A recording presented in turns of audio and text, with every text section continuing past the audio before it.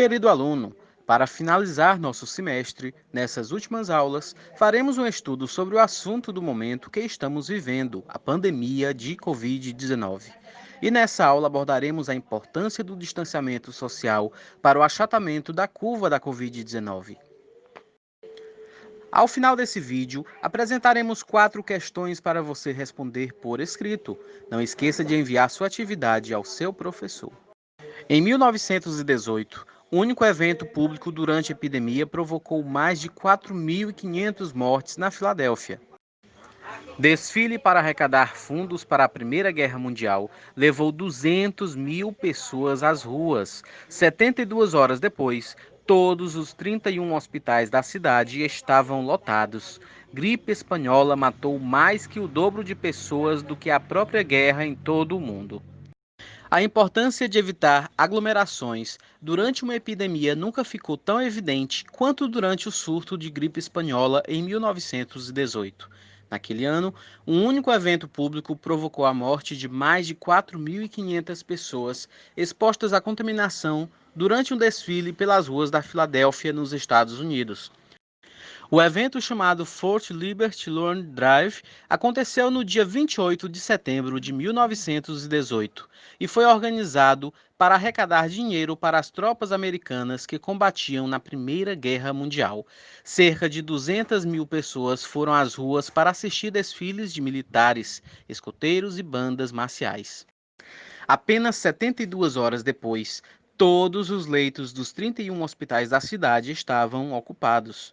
Na semana de 5 de outubro, as mortes já somavam 2.600 e chegaram a mais de 4.500 apenas uma semana depois.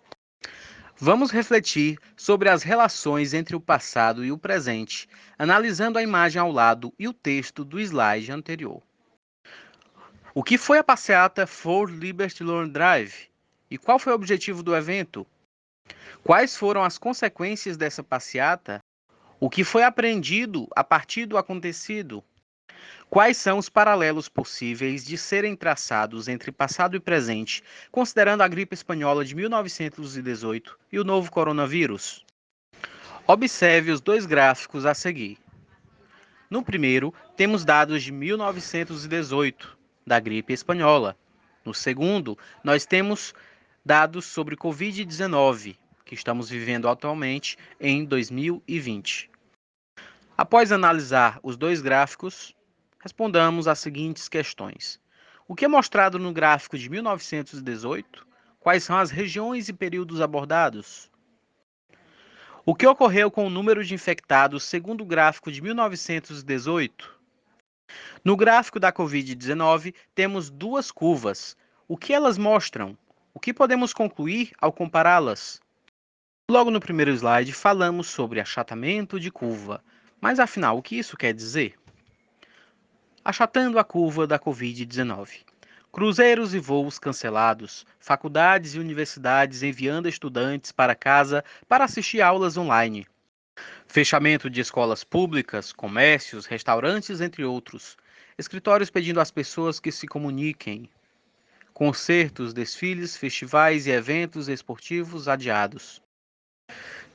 Tudo isso que está acontecendo, será que realmente é necessário devido ao coronavírus? As autoridades de saúde pública estão exagerando na ameaça representada pelo vírus que causa a doença Covid-19? É absolutamente necessário porque funcionou no passado, diz o historiador médico Howard Merkel, especialista da Universidade de Michigan, que estudou os efeitos de respostas semelhantes a epidemias passadas. É o chamado achatar a curva, um termo que as autoridades de saúde pública usam o tempo todo, mas que muitas pessoas ouviram pela primeira vez nesta pandemia.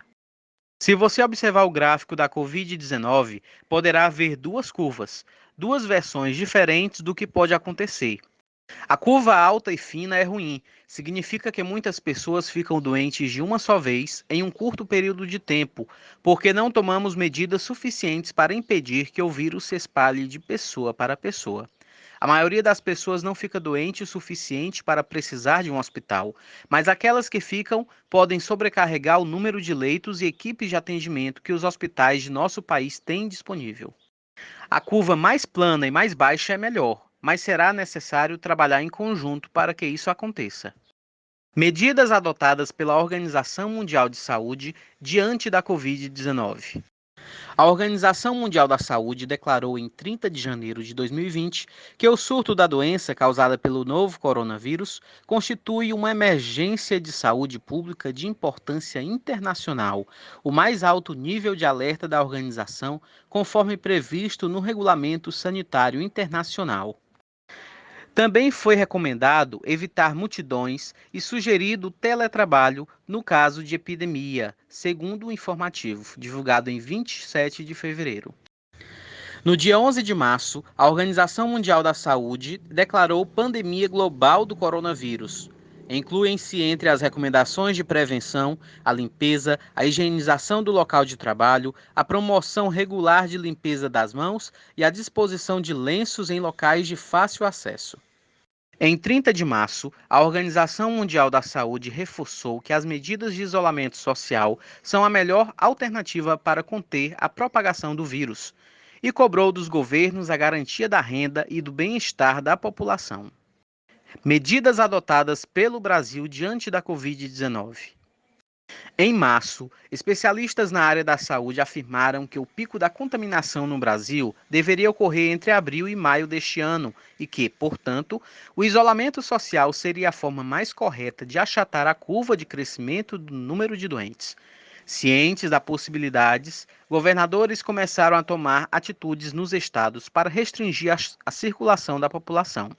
No dia 27 de março, o ministro da Saúde enviou para todos os governos estaduais um documento recomendando a ampliação do isolamento social a partir do dia 6 de abril. O avanço dos dados e a recusa do presidente em isolar a população, ação recomendada pela Organização Mundial da Saúde e seguida pelos principais governantes do mundo, fez com que a responsabilidade por impor medidas de quarentena fossem transferidas aos governadores. Medidas adotadas pelo governador do Ceará diante a Covid-19. A situação de emergência no estado do Ceará foi decretada em 16 de março, quando servidores com mais de 60 anos foram autorizados a trabalhar de casa.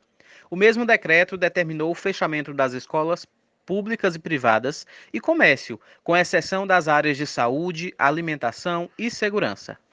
Essas medidas e outras foram decretadas pelo governo no decorrer desses últimos meses, como distanciamento social, até mesmo lockdown. Efeito lockdown pode ter achatado a curva da Covid-19 no Ceará, aponta analista. A queda no número de mortes pelo Covid-19, caso tenha continuidade, tende a representar a estabilização e posterior queda nos índices, destaca o economista e consultor de empresas Luiz Eduardo Barros. Alguns municípios do estado do Ceará já saíram da situação de lockdown. No entanto, outros ainda continuam, entre eles o município de Acaraú. Observemos os dois gráficos a seguir. No primeiro, temos a evolução temporal de casos, já no segundo, a evolução temporal de mortes. Percebamos que o nosso país está na cor azul em ambos os gráficos. Aqui nesse próximo gráfico, vemos que no dia 9 de junho de 2020, registrava-se no mundo 7.239.341 casos e o total de mortos 412.239. E agora vamos à atividade. Essa sim deve ser respondida no caderno e enviada ao professor.